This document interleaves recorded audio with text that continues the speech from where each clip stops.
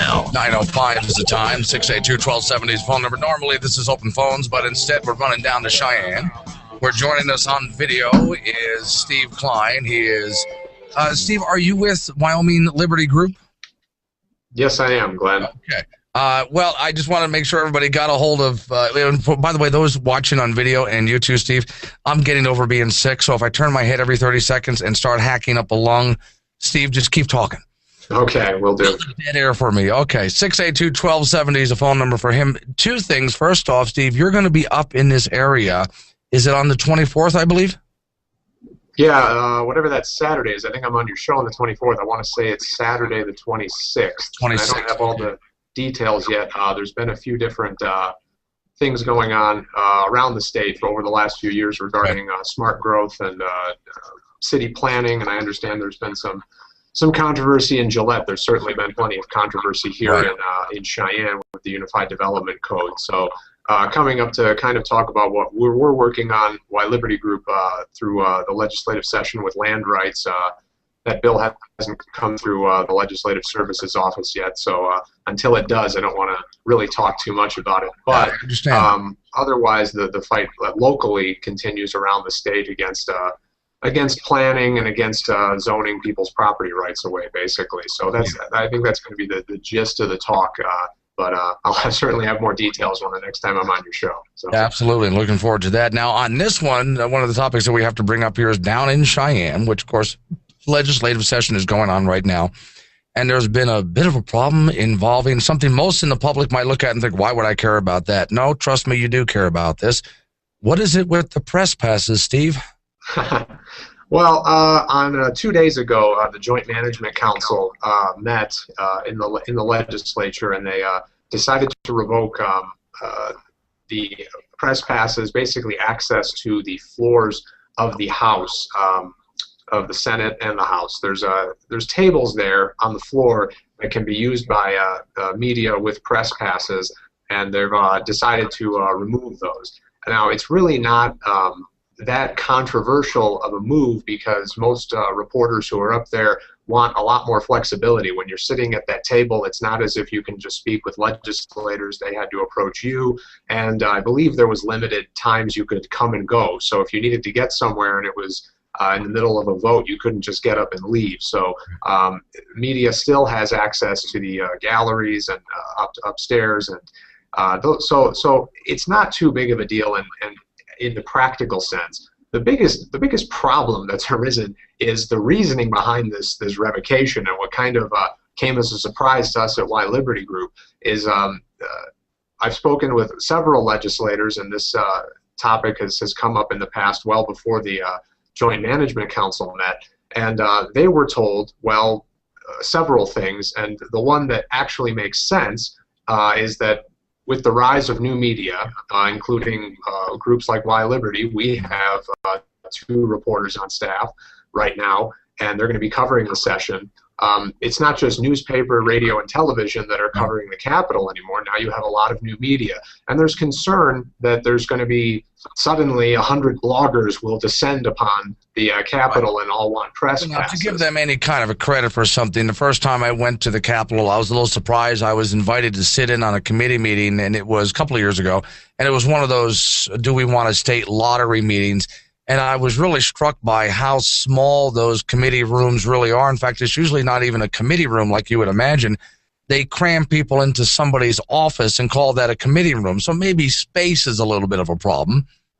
Yeah, and that's, I think it's really that you have one table on the floor of these houses, and there was concern that this would get too packed. And that's an understandable concern. But the funny part is, when the Management Council met, and the message really wasn't articulated like, listen, this is just a matter of space. And that would have been just fine. But instead, there's been a lot of talk about, well, we really don't want these new media groups that advocate for policies, or in our case, Why Liberty educate on policy, to do this. They kind of wanted to do a little bit of defining the press as an entity rather than an activity. And that's a real First Amendment no-no. So to their credit, I think the Joint Management Council made the right move that if you're going to restrict the press, you have to restrict everybody. You can't simply say oh, we're going to sit here and pick and choose what the media is, because that's a real First Amendment problem. That's why Liberty we fight against right now. We're suing the Federal Election Commission in Washington, D.C., because they're the speech police there, and they decide what kind of speech gets you makes you register and report with the government just to criticize politicians. And lo and behold, the regulations are so vague, they can basically make anyone who criticizes any candidate register and report with the government just to speak. So criminalizing politics, putting civil penalties on politics for people who don't comply is a real problem. And again, last year, the Wyoming government has had some First Amendment problems itself.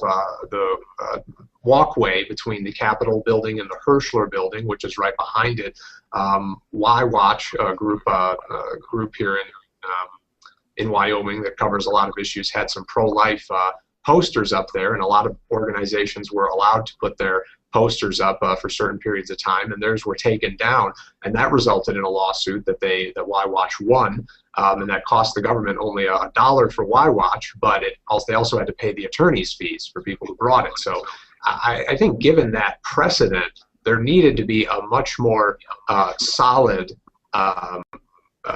reasoning behind this new restriction.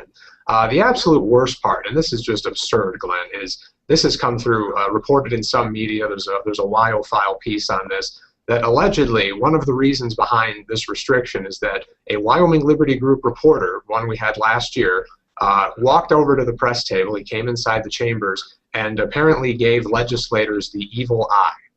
I have no idea what that is. But apparently that's what happened. Now, I don't. That reporter's no longer working with us. He doesn't live in Wyoming anymore, so it's hard to get him up here to defend himself. But I know him very well. He's a man of integrity, and I don't think he would ever do that. And even if he did do that, that's not a reason for restricting media access. I mean, you know, I wrote yesterday on the Y Liberty blog, yliberty.org. You can check that out.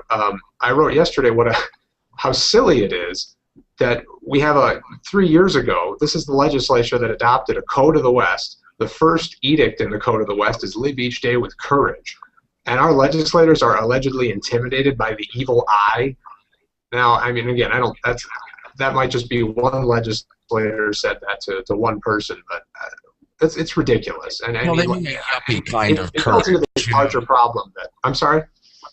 They mean a yuppie kind of courage. Courage is defined differently these days. So, you know, I mean, but when I take a look at because we've covered so many, good points, so we could do a whole hour on that. Let's just take for just a moment here. Don't our legislators, and I don't just mean here in or in Cheyenne where you are, or maybe here in Gillette, but even on the federal level, have to get used to what the media is becoming? Because let's face it, newspapers are going away. As far as I'm concerned, network television is following suit. Their ratings are slowly dropping. Even now, as you're on this program, you notice I got this whole video thing set up here. I also have a web page and all. I'm on Facebook, I'm on Twitter, all that, because I understand if I don't evolve with the media, hey, talk radio doesn't exist anymore.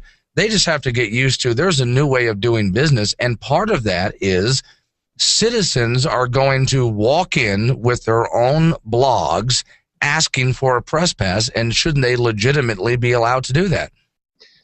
Right, and I think, again, the way to approach legislators, and it's not too packed at the legislature. We always encourage at Y Liberty for people to get involved, because you'll be very surprised how much access there is at the legislature. And I don't want to, I think, like as I said earlier, it's not too big of a deal that you can't go on the floor, because in order to speak to legislators, you still have to be in the lobby, send them a note, and then you can do that. They'll come out and meet with you. They might not, and then you might have to wait. But yeah, let's give credit where credit is due. As far as states are concerned, we have some of the most accessible legislators in the entire nation, I would think. Yeah, we do, and it's really the fact. I mean that.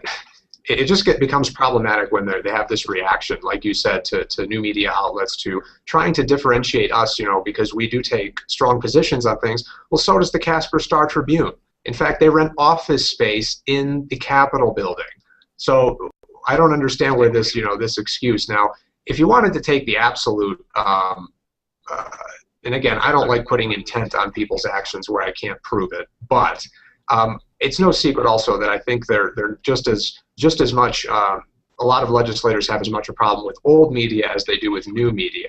So this might have just been a kind of a version of scapegoating, because, you know, I don't know, if you read, I think if you were statistically to take the Wyoming Tribune-Eagle, their editorials, and put them up against what actual policy passes, they're probably like a 10% success rate. So of what they support versus what actually passes in Wyoming. So it's not too, I think that antagonism is kind of equally put, but being singled out, being talk of the evil eye, I mean, I'll tell you, Glenn, until I came on your show, I didn't really know what the evil eye is. I have to look at this webcam, and it's kind of giving me a dirty look right now. So yeah, I'll so tell you that. There's the evil eye. I think I finally figured it out. Yeah, you might want to file suit against the webcam. Has it gotten, do you think, better or worse at the Capitol? I know they have a lot to deal with, and that can be kind of difficult for some of the legislators, but has it become, and last year, I do remember the controversy last year with that whole breezeway and the signs. Do you think our legislators are getting easier to work with or a little more difficult to work with? Is the Capitol more accessible or less accessible? The really cool part about this session, this is my third legislative session. I've lived in Wyoming since 2010, so I'm still new by some standards. But me both, yeah. Yeah.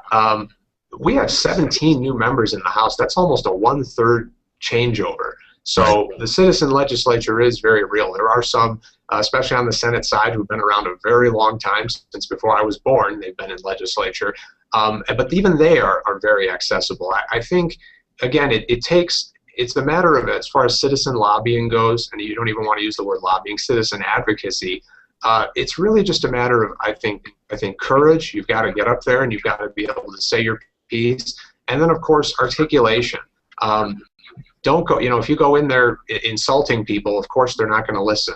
Broad statements of, well, all politicians are corrupt. Well, that's not going to get you anywhere. You can make your point heard and be polite and look people straight in the eye, and I think they're really going to respect you for it. Again, the surprise is, like you said, with new media, there's, if you have grassroots support, a legislator receives, 10 emails from their constituents on an issue.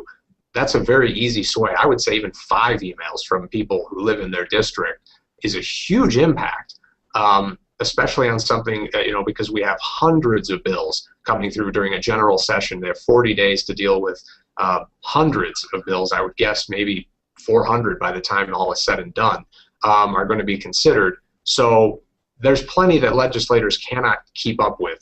They might have their own pet bills. They might have things they're well informed about, but there's going to be plenty of things they aren't. And it really is up to citizens, not just groups like Y Liberty or other groups, to keep legislators informed. It really becomes, this is not just, you want to be a citizen, don't just vote.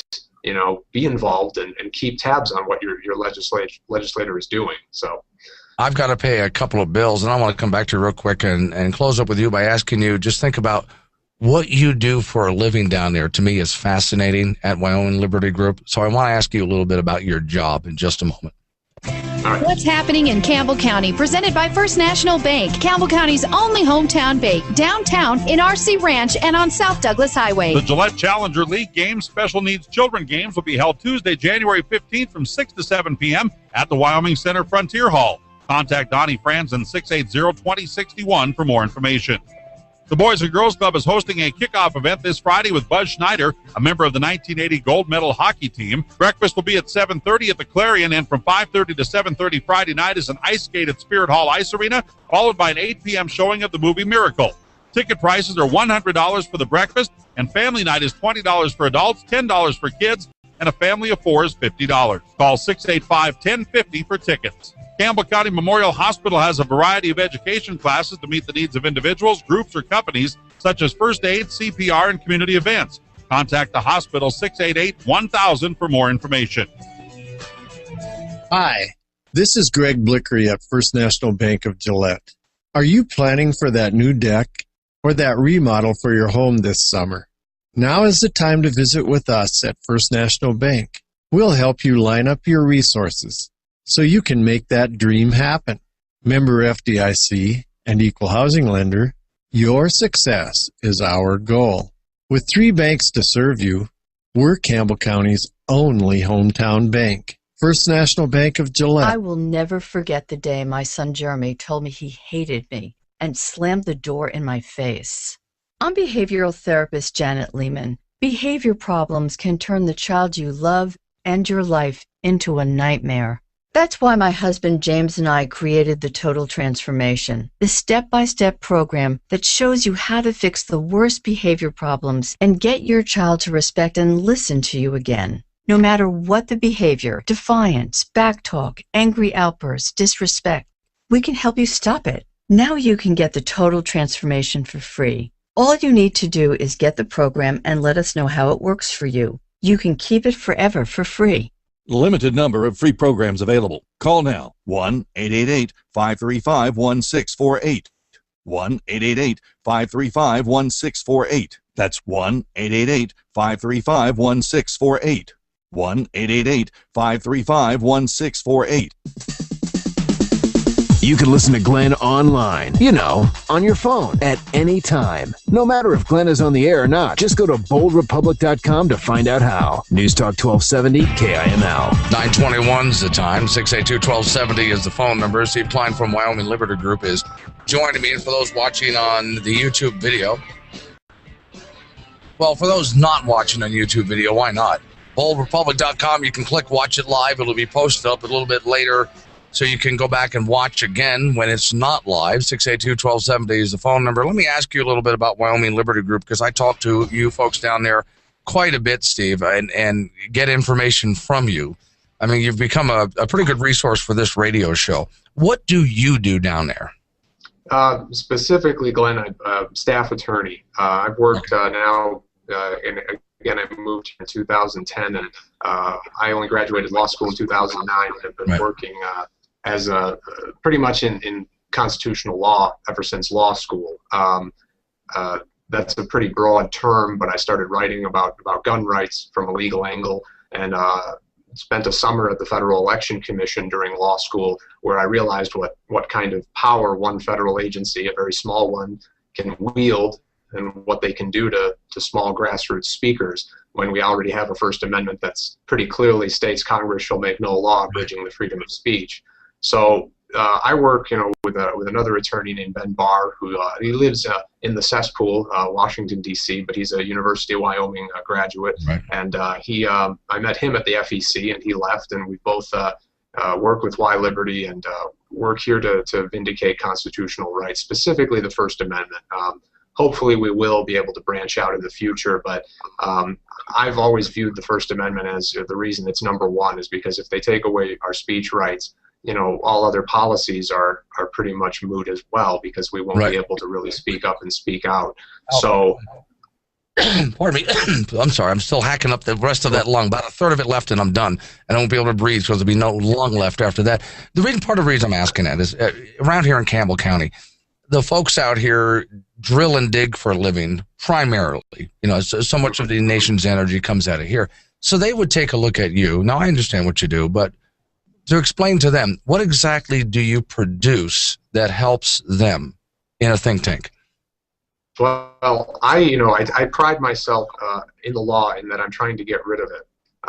There's hundreds of pages of federal regulations governing speech right now, and I think the mark of an honest attorney is one who's not trying to preserve it so as to preserve his living. I don't do compliance work. I don't work with people who want to just follow this law because this law is unconstitutional. So by getting rid of it, we get out of the way of speakers. Now, in the area, like let's talk drilling, I think I could hear, I get an earful, and I already have, on EPA regulations and different kinds of things we do to get in the way of getting minerals out and getting them out to where they need to be. And this compliance becomes such a burden that eventually people would rather not, it's not profitable anymore. Right. So that's my job. I mean, there needs to be, we have already way too many laws, and I know, Glenn, you've discussed a lot of gun laws on your show, and especially under the federal law. It's hilarious because we approach this like we need sensible gun laws, and when you look at the Gun Control Act of 1968, the National Firearms Act, and the many amendments that have followed since going into the 80s and even into the 90s, I mean, we right now under federal law, if you've been convicted of misdemeanor domestic violence one time in your life, you are prohibited under federal law from ever possessing a firearm ever again. Well, the problem there is they're getting, the criminals, if you will, are getting around existing laws, so more laws wouldn't make sense. So what do you do then? Do you, with Wyoming Liberty Group, do you file lawsuits, or do you work with the legislators, or both? Both. Yeah. Both. Definitely both. And I think I'm a federalist at heart. I believe that. And I think it's one thing I try and instill in legislators when I speak with them is they do have a heck of a lot of power. It's it's not the evil eye of their constituents they've got to face down. It's the evil eye of the federal government. And I think especially in the last few years, for example, with Amendment A, which passed last fall, which Y Liberty had a lot to do with, that shows that we are a state. We have a state constitution, and that matters. The Bill of Rights, the Declaration of Rights in our Constitution, state constitution, matters as much as the Bill of Rights in federal constitutions. So really building that up and giving our legislators the fortitude and the confidence to be able to stand on what belongs here to the state, because that's one way that will restore Article 1, Section 8 of the federal Constitution and show that the federal government was meant to have very limited powers. Right. So that's one thing we're really working toward. But you can, of course, check out our website, yliberty.org. We have a legal center on there of all the lawsuits we've been involved in. We're certainly actively considering our next move. We're in the 10th Circuit Court of Appeals in Denver right now for a small grassroots group here in Wyoming called Free Speech. So we're really busy. Right. Well, this is, and part of the reason I ask this is because when you hear me rant and rave on the radio show, the thing that I think is most important for not just Wyoming but the nation as well is we're in this situation because we, the fools across America, keep electing the same people over and over again. So we need to get active. And then I get the phone calls, well, what can I do? And I get those calls and emails quite a bit, which is why I look at it. I'm one of those geeks who on a weekend will go to your website and start reading it. And to me, it's fascinating. So the next question then is, how can someone out here who's looking for a way to get involved, can they get together with you guys down there at Wyoming Liberty Group? Since we're located here in Cheyenne at 19th and Thomes, that's maybe about a half mile away from the Capitol building. Yep. If you're down here during legislative session, anytime actually, you can stop by our office. Our office hours are 8 a.m. to 5 p.m. like any business. And of course, if we, during legislature, we're all over the place. We're up there. We're back in the office. Mm-hmm. If you're a citizen lobbyist, we have, quite a bit of office space, and they can always use that as a staging ground. We've encouraged legislators and citizen lobbyists alike to stop by here, and you can always drop us an email, which is available on our website. So there's a lot of ways to contact us, or even call us here at the office. 632-7020 is our number. So we're happy, to discuss this. We are a 501c3 nonprofit educational organization. Our mission is education to prepare citizens for active and confident involvement.